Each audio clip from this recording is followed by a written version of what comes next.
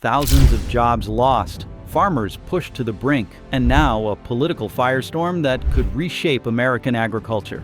Is this just another corporate decision or the beginning of a crisis that will send shockwaves through the economy? For nearly 2 centuries, John Deere has been the backbone of American farming. But now the company is outsourcing jobs to Mexico, leaving U.S. workers behind while equipment prices skyrocket. At the same time, farmers are struggling with falling crop prices, supply chain disruptions, and new trade tensions with China. And just when things couldn't get worse, Donald Trump has stepped in, promising to take action. This is more than just a corporate decision. It is a fight for the future of American agriculture. Let's dive in. What's happening? Its iconic green tractors, harvesters, and farming equipment were the backbone of rural economies. Farmers across the United States trusted John Deere not just because of its cutting-edge machinery, but because of what it represented: quality, innovation, and a commitment to American manufacturing. Founded in the year 1837, John Deere built its reputation by producing durable, reliable, and high-performance farm equipment. Over time, it became an industry giant, expanding its operations and dominating the agricultural machinery market. The brand was not just an equipment manufacturer, it was a symbol of American farming success. Generations of farmers built their businesses with John Deere machines, relying on them to plow fields, harvest crops, and increase productivity. However, today, that once unshakable legacy is crumbling. The same company that was once a farmer's greatest ally is now at the center of a growing controversy that could reshape the future of American farming. Layoffs, outsourcing, restrictive repair policies, and rising equipment costs have turned farmers against the brand. Instead of being a trusted partner, John Deere is now seen by many as an opponent, prioritizing profits over the people who made it successful. Farmers who once swore by John Deere are now boycotting the company, seeking alternatives, and even protesting. John Deere's stock value has taken a hit, and its leadership is struggling to find a way forward. The company is losing ground in both the domestic and global markets as competitors like Kubota, AGCO, and even Chinese manufacturers gain traction. The first sign of trouble came when John Deere began slashing American jobs. Layoffs and outsourcing. The decline of John Deere did not happen overnight. It started with waves of layoffs and outsourcing that shook the farming industry to its core. Since the year 2015, John Deere has eliminated over 4,500 U.S. jobs, sending shockwaves through small-town economies that rely on manufacturing. Factories in Iowa, Illinois, and Wisconsin, once bustling with workers assembling the latest agricultural equipment, began shutting down production lines. Some employees were forced into early retirement, while others were simply laid off with little warning. The communities built around these factories suffered immensely. Local businesses, restaurants, and schools all felt the ripple effects of job losses. The reason? Fewer farmers were buying new equipment. With crop prices falling and operational costs rising, many farmers decided to hold on to their existing tractors instead of purchasing new ones. As a result, John Deere's sales declined, and the company cut its workforce to compensate.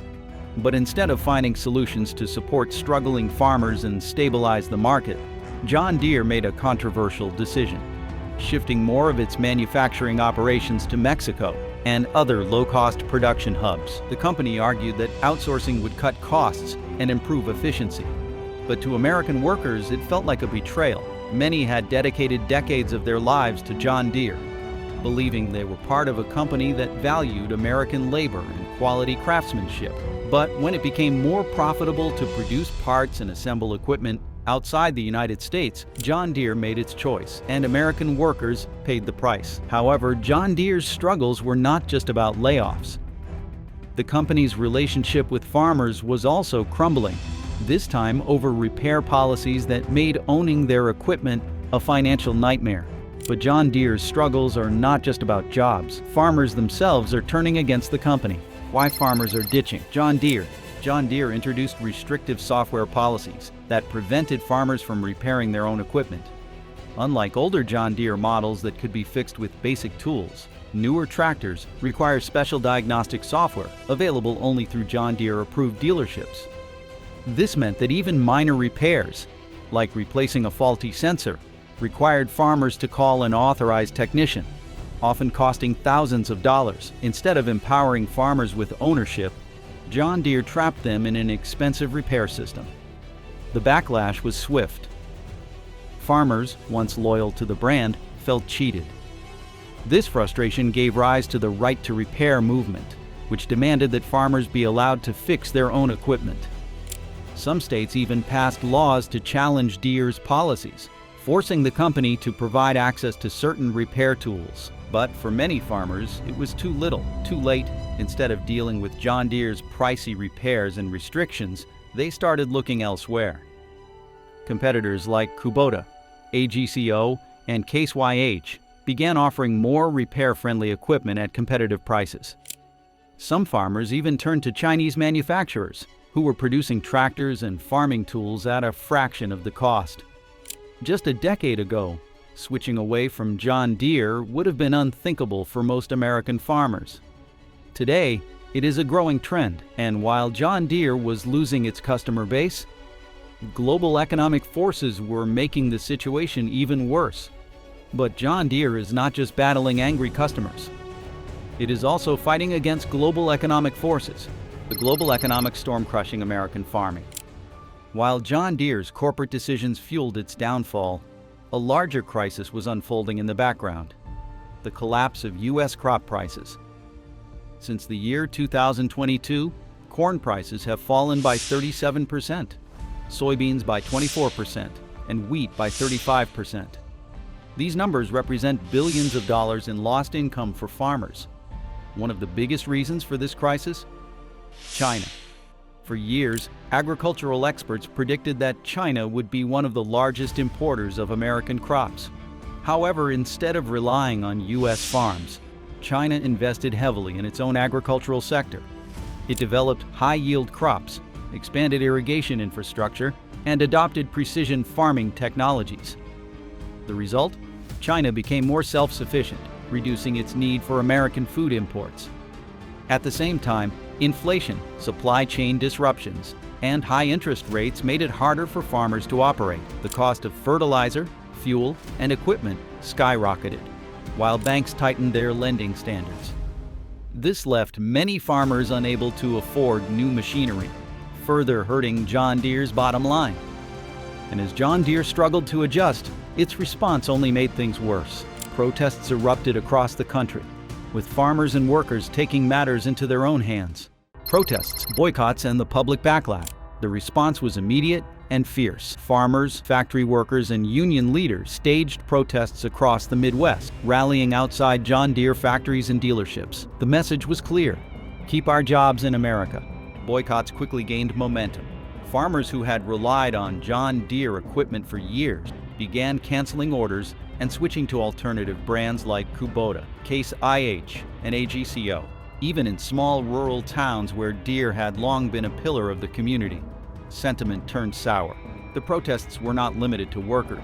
John Deere employees joined in too. Many feared that if the company was willing to outsource some jobs, it could soon outsource more. A John Deere factory worker in Iowa put it bluntly: if they can move these jobs to Mexico, what stops them from moving everything? But as the protests intensified, one figure took center stage: Donald Trump. The president had long campaigned on protecting American jobs and saw Deere's decision as the perfect opportunity to reinforce his message. But the controversy exploded even further when Donald Trump got involved. Trump's 200% tariff threat. Donald Trump wasted no time responding to John Deere's decision. At a campaign rally, he issued a bold threat: if Deere moved jobs to Mexico, he would impose a 200% tariff on any farm equipment the company tried to sell back into the United States. If you want to move your jobs to Mexico, Trump declared, you will pay the price. We will not let companies destroy American manufacturing and expect to profit from it. This was not an empty threat. During his first presidency, Trump had used tariffs to pressure companies into keeping jobs in the United States. His administration's tariffs on Chinese goods had significantly reshaped global trade, and similar threats had prevented automakers from shifting production overseas. The impact was immediate. John Deere's stock price dropped more than 1.5% in after-hours trading, as investors panicked over the potential consequences of a 200% tariff. Wall Street analysts warned that the move could cripple Deere's supply chain and lead to even more layoffs. For some, Trump's stance was exactly what was needed to hold corporations accountable. For others, it was a risky gamble. Would tariffs actually force John Deere to reverse its decision? Or would they only create more economic instability? As the debate raged on, the broader issue of offshoring came under scrutiny. Trump's tariff threats highlighted a bigger problem. Why do American companies feel the need to move jobs overseas in the first place? The answer lay not just in corporate decisions, but in the changing dynamics of global agriculture. But while America was debating tariffs, another country was quietly reshaping global agriculture: China's rise and the threat to U.S. farming. While the United States was caught up in the John Deere controversy, China was making strategic moves that threatened the future of American farming. Once heavily dependent on U.S. food imports, China has invested billions in becoming self-sufficient. In just a few years, China doubled its domestic grain production, reducing its reliance on American exports. Corn, soybeans, and wheat, crops that the United States once dominated, are now being grown in massive quantities within China. This shift has caused U.S. crop prices to plummet, making it harder for American farmers to stay afloat. But China's rise does not stop at food production. It is also taking over the farm equipment industry. Chinese manufacturers are producing tractors, harvesters, and high-tech farming tools at a fraction of the cost of John Deere. Companies like YTO Group and Zoomlion have rapidly expanded, selling their equipment at half the price of American-made machinery, while Deere's equipment remains the gold standard for many U.S. farmers. Cost-conscious buyers in Africa, South America, and parts of Europe are turning to China instead. This presents a massive threat to John Deere. If global farmers continue to switch to cheaper Chinese alternatives, the company risks losing its grip on the international market. John Deere is not taking this lightly. The company has invested billions into AI-powered tractors, self-driving machinery, and smart farming technology. The hope that cutting-edge innovation will keep Deere ahead of the competition. But with rising costs, declining trust, and global competition heating up, the question remains, can John Deere survive this storm? But John Deere is fighting back, not with tariffs, but with cutting-edge technology. The robot revolution in agriculture. From pioneering the first commercially successful steel plow to leading the modern tractor revolution, the company has consistently pushed the boundaries of farming technology. Now, with the rise of artificial intelligence and automation, John Deere is making its boldest move yet. Self-driving tractors, robotic harvesters, and AI-powered precision farming tools. On paper, this sounds like the future farmers have always dreamed of: machines that can plant, cultivate, and harvest crops with minimal human intervention. These machines promise to make farming more efficient, more precise, and less dependent on labor. In theory, a single autonomous tractor could replace an entire crew, reducing the cost of labor and increasing productivity. John Deere has already invested billions into this vision. Its latest autonomous tractor, launched in the year 2022, can operate without a driver, using advanced GPS, sensors, and AI-powered algorithms to navigate fields, avoid obstacles, and adjust operations based on soil conditions. AI-powered sprayers can now detect weeds and precisely target them with herbicides, significantly reducing chemical use and costs. The company's latest precision farming software allows farmers to analyze data in real time, optimizing crop yields and resource usage. But there is a major problem. Most farmers cannot afford these high-tech solutions. The price of a fully autonomous tractor can easily exceed $500,000, an investment that is out of reach for most small and mid-sized farmers. Even basic AI-assisted equipment requires expensive upgrades, specialized training, and additional software fees. As a result, only large corporate farms, which already dominate the agricultural industry, are in a position to adopt these technologies. For small farmers, this is a massive disadvantage. The rise of automation could accelerate the decline of family-owned farms, pushing them further out of the market as they struggle to compete with tech-driven agribusiness giants. Instead of leveling the playing field, automation may widen the gap between the largest farms and everyone else. John Deere's focus on automation is an attempt to future-proof its business. But if its technology is only accessible to wealthy corporate farms, What happens to the small farmers who have depended on John Deere for generations? Will the rise of AI-powered farming drive them out of business entirely?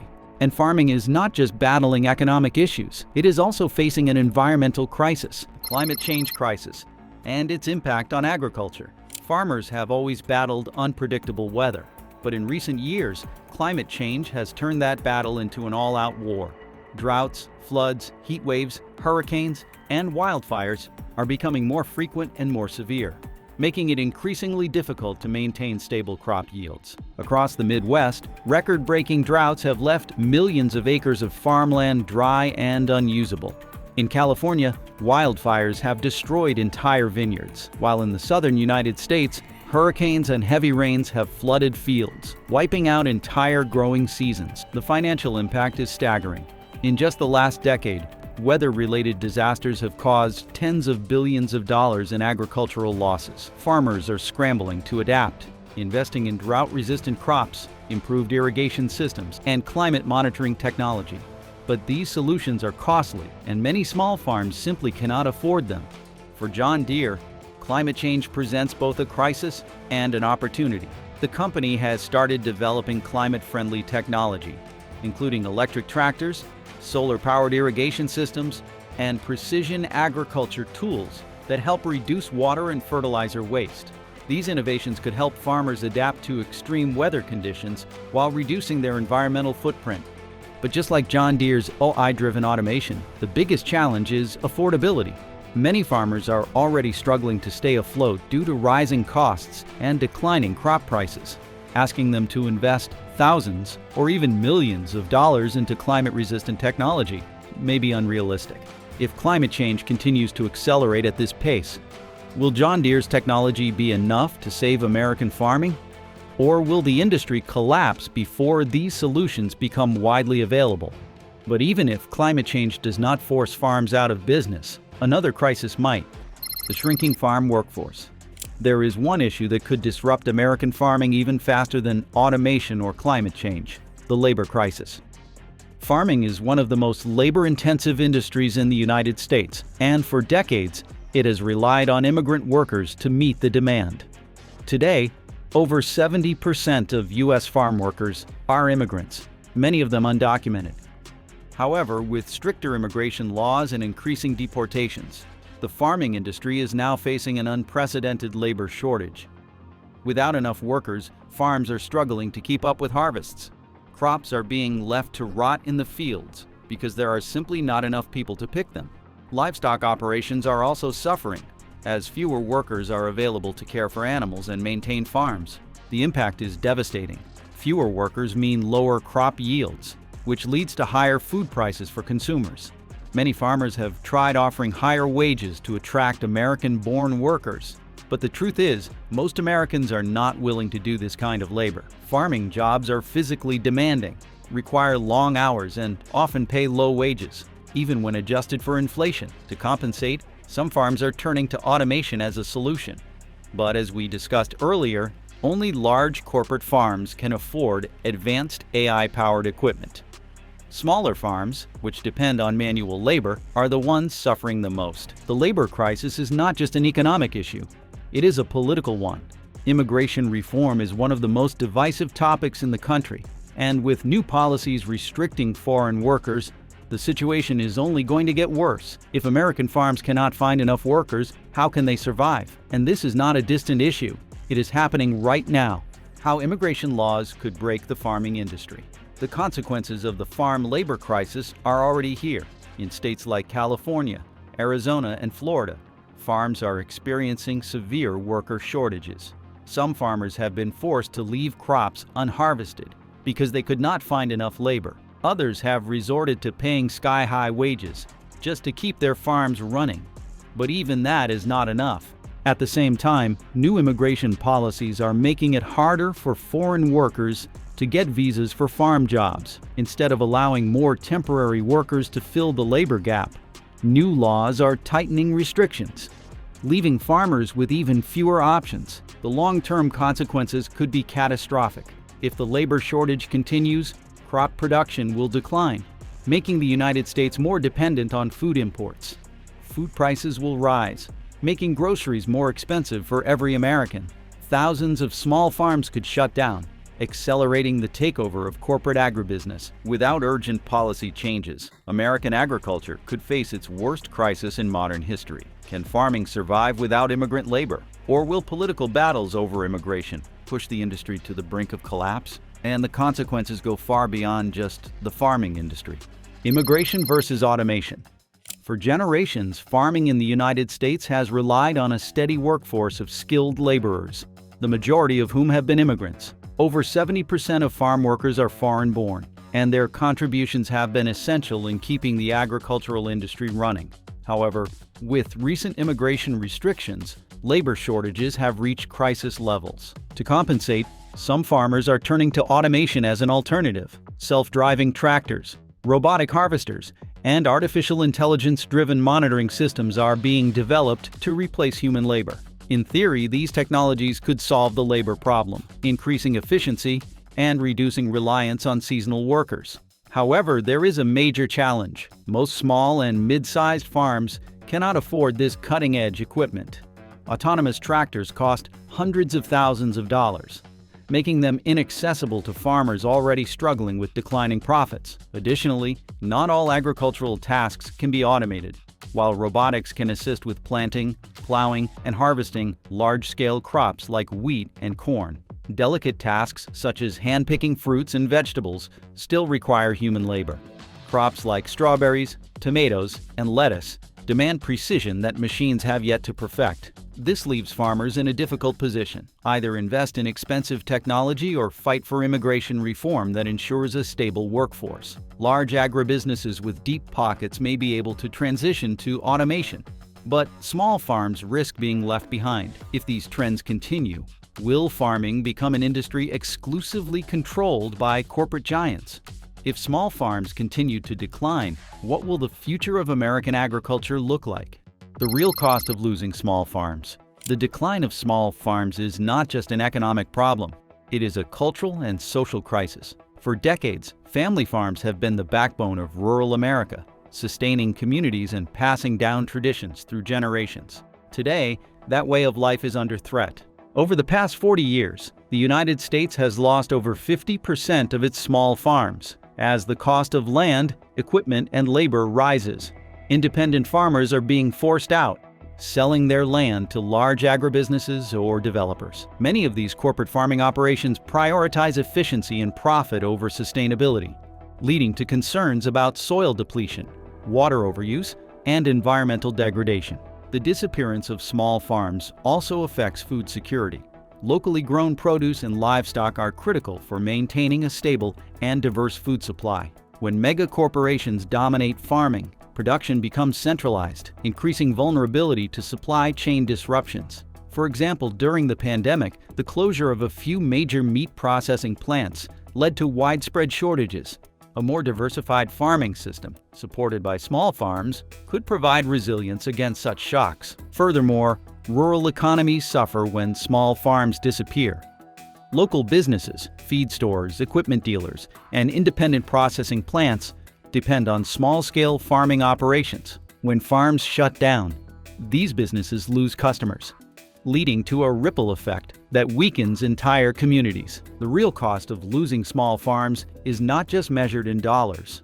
It is measured in the loss of American farming traditions, economic independence, and food security. If small farms are struggling to survive, what can be done to support them and ensure they do not disappear altogether?